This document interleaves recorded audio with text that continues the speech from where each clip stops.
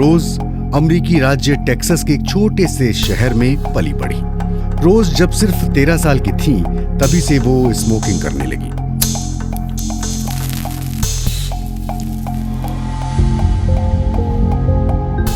रोज बताती है कि उनकी मां बेहद सख्ती के साथ कहा करती थी कि वो सिगरेट ना पिए, लेकिन लत थी कि छूटती ही नहीं। आलम यह था कि वो अपने पिता की सिगरेट चोरी कर लेती और स्कूल में लंच के लिए मिलने वाले पैसे तंबाकू खरीदने पर लगा देती। अगले 45 साल तक हर दिन वो करीब 2 पैकेट सिगरेट फूंक देती और फिर एक दिन उन्हें पैरों में दिक्कत महसूस हुई। डॉक्टर ने बताया कि ये धूम्रपान से जुड़ी हुई समस्या है और अगर स्मोकिंग बंद न की तो उन्हें अपना पैर गंवाना पड़ सकता है। उन्होंने सिगरेट छोड़ दी, लेकिन तभी डॉक्टरों ने पाया कि उन्हें फेफड़े का कैंसर है। उन्हें कीमोथेरेपी लेनी पड़ी, सर्जरी हुई। उसके बाद उनके दिमाग में 2 ट्यूमर का पता चला। कई लोगों को लगता है कि उन्हें कैंसर नहीं हो सकता। रोज जब कैंसर से जूझ रही थी तब उन्होंने ऐसे लोगों को कहा कि वो उनकी तरफ देखें। एक दिन रोज की मौत हो गई। तब उनकी उम्र थी 60 साल। ऐसी भयावह कहानियां सुनने, स्मोकिंग के तमाम खतरों की जानकारी होने और तमाम जागरूकता अभियानों के बावजूद दुनिया भर में करीब 1 अरब लोग धूम्रपान करते हैं। लेकिन क्यों? इस बार दुनिया जहान में पड़ताल इसी सवाल की कि आखिर लोग सिगरेट क्यों नहीं छोड़ पाते। इस सवाल का जवाब तलाशने के लिए हमने कुछ एक्सपर्ट से बात की।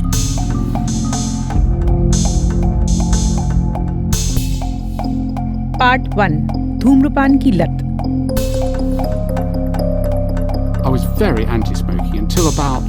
मैं धूम्रपान का सख्त विरोधी था। फिर एक दिन मैंने स्मोकिंग शुरू कर दी। ये है हमारे पहले एक्सपर्ट प्रोफेसर रॉबर्ट वेस्ट। वो हेल्थ साइकोलॉजिस्ट हैं। उन्होंने एक किताब लिखी है द स्मोक फ्री फॉर्मूला। वो बताते हैं कि अपनी एक गर्लफ्रेंड के कहने पर उन्होंने धूम्रपान से तौबा कर ली। गर्लफ्रेंड के साथ रिश्ता 30 साल बाद टूट गया, लेकिन वो ये समझने की कोशिश में लगे रहे कि आखिरकार लोग धूम्रपान क्यों करते हैं। उनके मुताबिक इसका जवाब तंबाकू की पत्ती में मौजूद निकोटिन में है। जब आप सिगरेट का धुआं अंदर ले जाते हैं तब निकोटिन बड़ी तेजी के साथ फेफड़े के किनारे में समा जाता है और कुछ ही सेकंड में सीधे दिमाग तक पहुंच जाता है। वहां इसका संपर्क नर्व सेल यानी तंत्रिका की कोशिका से होता है और इसके असर से डोपामाइन नाम का रसायन बाहर आता है और ये दिमाग को संकेत देता है कि कुछ अच्छा करने की वजह से आपको रिवॉर्ड मिलने वाला है। रॉबर्ट कहते हैं कि आपको भले ही इसका अंदाजा न हो, लेकिन दिमाग आपसे ये दोबारा करने को कहता है। निकोटिन की लत की पकड़ कितनी मजबूत होती है, रॉबर्ट यही जानना चाहते थे। उन्होंने एक ऐसे समूह पर अध्ययन किया जिन्हें बेतहाशा धूम्रपान करने की वजह से गले का कैंसर हो गया था। उन सभी की कंठ नली को काटकर निकालना पड़ा था। कंठ में जो छेद किए गए थे वो उनके जरिए ही सांस लेते हैं। ऑपरेशन के बाद उनमें से कई लोग दोबारा धूम्रपान करना चाहते थे। अब वो धुआं अंदर नहीं ले जा सकते थे। उनका मुंह अब फेफड़ों से जुड़ा हुआ नहीं है।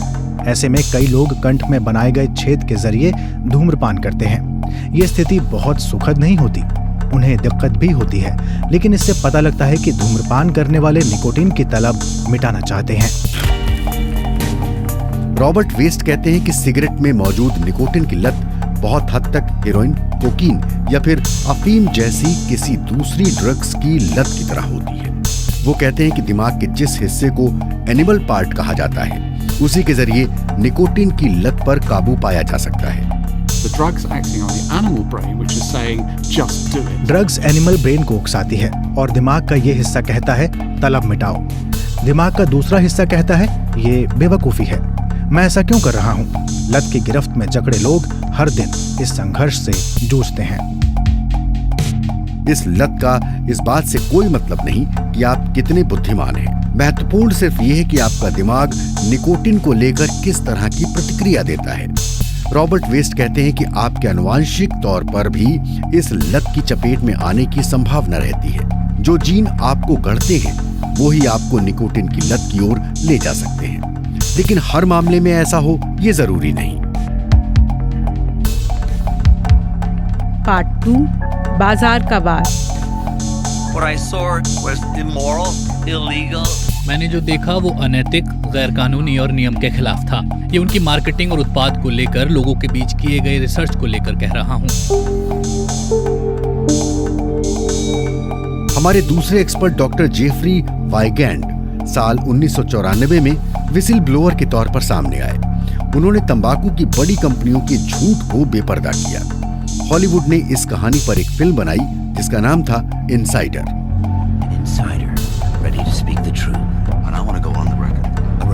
उनकी कहानी की शुरुआत 1988 में अमेरिकी राज्य केंटकी के लुईविल से हुई। जेफरी को ब्राउन एंड विलियमसन तंबाकू कंपनी में लाखों डॉलर के वेतन के साथ आला अधिकारी का पद मिला। वो बायोकेमिस्ट थे और स्वास्थ्य के क्षेत्र में काम कर चुके थे। उन्हें धूम्रपान के खतरों को लेकर कंपनी का रुख भ्रम में डालने वाला लगा और वो इसे लेकर सवाल पूछने लगे। जेफरी बताते हैं कि कंपनी के अंदर ये समझ साफ थी कि उनका प्रोडक्ट इस्तेमाल करने वालों और उनके इर्द गिर्द बने रहने वालों की जान ले सकता है। इसकी लत भी लग सकती है, लेकिन बाहरी दुनिया को कंपनी एक अलग कहानी सुना रही थी।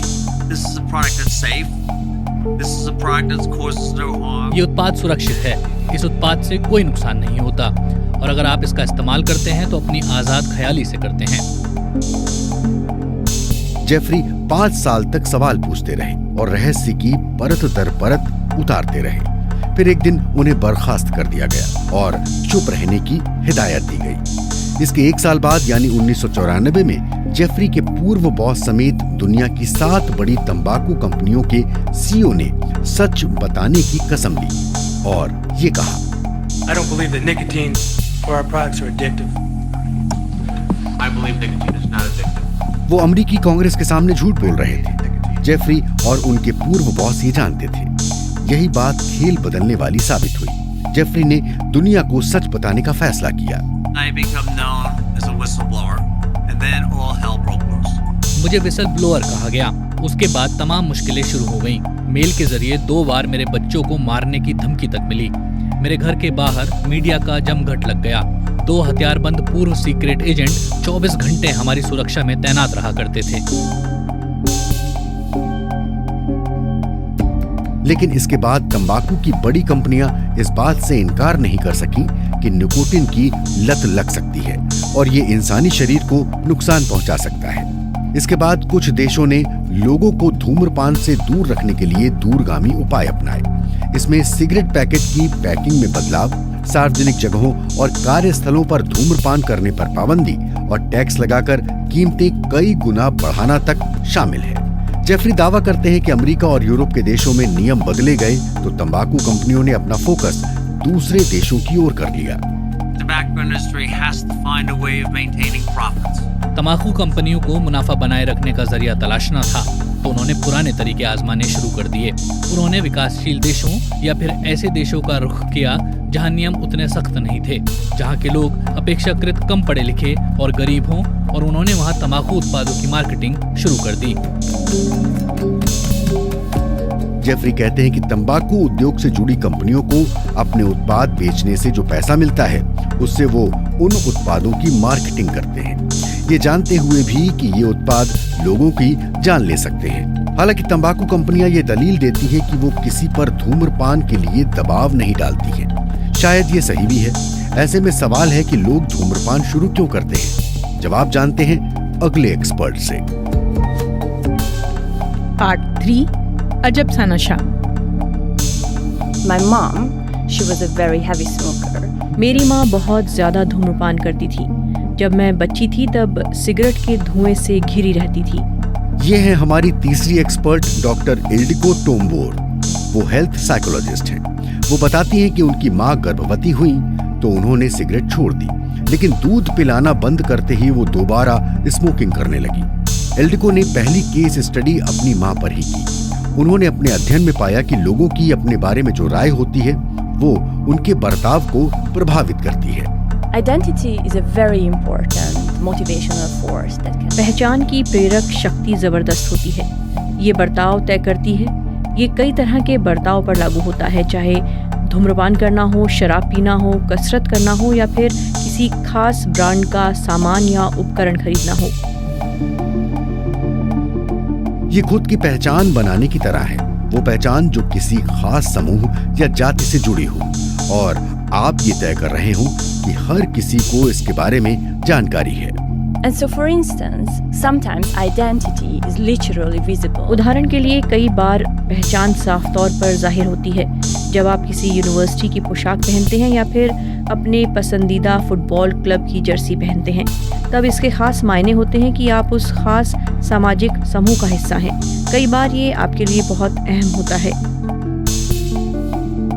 डॉक्टर इल्डिको कहती हैं कि धूम्रपान करने वाले ज्यादातर लोग 26 साल की उम्र के पहले ही स्मोकिंग शुरू कर देते हैं। किसी किशोर के लिए किसी कूल ग्रुप में जगह बनाना बहुत महत्वपूर्ण होता है। इल्डिको कहती हैं कि धूम्रपान एक सोशल पासपोर्ट की तरह है। उन्हें रिसर्च से जानकारी हुई कि जो लोग धूम्रपान को अच्छी नजर से देखते हैं उन्हें लगता है कि इसका फायदा सामाजिक तौर पर और करियर की तरक्की में मिलता है। ऐसे लोगों के लिए इसे छोड़ना बहुत मुश्किल होता है। We ask current smokers whether they like being a smoker. हमने धूम्रपान करने वाले लोगों से पूछा कि उन्हें धूम्रपान करने वाले व्यक्ति के तौर पर अपनी पहचान पसंद है या नहीं। 18% लोगों ने कहा कि उन्हें ये पसंद है। ऐसे लोगों से 6 महीने बाद दोबारा संपर्क किया गया। तब जानकारी हुई उनमें से कम ही लोगों ने इस दौरान सिगरेट छोड़ने की कोशिश की थी। इससे पता चलता है कि जो इस छवि को अच्छा मानते हैं उनके लिए ये सोच सिगरेट छोड़ने के रास्ते में बड़े अवरोध की तरह है। सब जानते हैं कि धूम्रपान करने में खतरे हैं और इससे आपकी जान भी जा सकती है, लेकिन सभी लोग जोखिम को एक ही तरह से नहीं देखते हैं। पार्ट 4 दांव पर जान। I came from a working class family. My father passed away when I was 14. मैं नौकरी पेशा परिवार से आता हूँ। जब मैं 14 साल का था तब मेरे पिता की मौत हो गई। परिवार की जिम्मेदारी मेरी माँ पर आ गई। हम न्यू जर्सी के साधारण से कस्बे में रहते थे। ये हैं हमारे चौथे एक्सपर्ट कार्ल लेस्वे। उन्होंने ऐसे लोगों पर शोध किया है जिन्हें धूम्रपान की लत है। कार्ल और उनकी टीम ने धूम्रपान करने वाले ऐसे लोगों में दिलचस्पी ली जो जानते हुए स्वास्थ्य को जोखिम में डालने को तैयार थे। We created a game based on a computer simulator. हमने एक गेम बनाया। ये कंप्यूटर से तैयार बैलून पर आधारित था। इसमें बैलून फुलाने पर पैसे दिए जाते थे।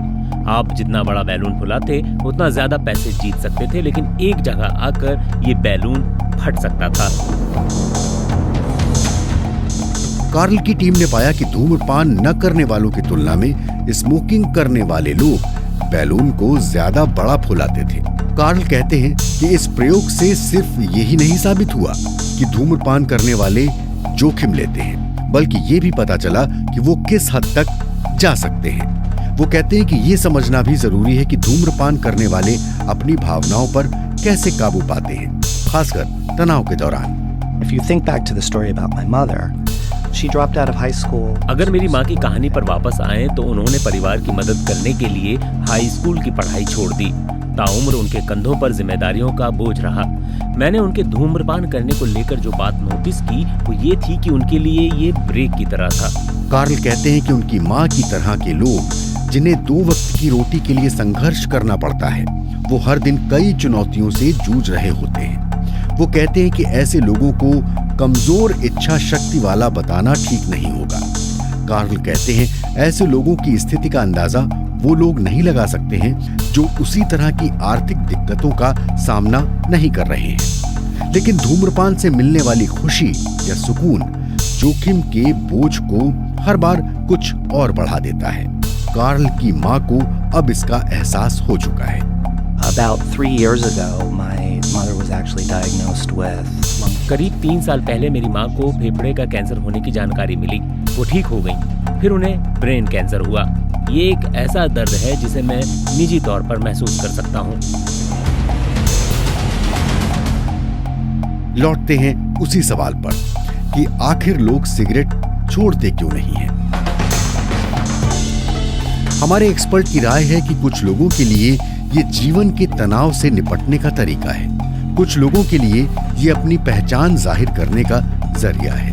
हमने ये भी समझा कि कुछ लोग निकोटिन की लत के प्रति आनुवांशिक तौर पर ज्यादा संवेदनशील होते हैं।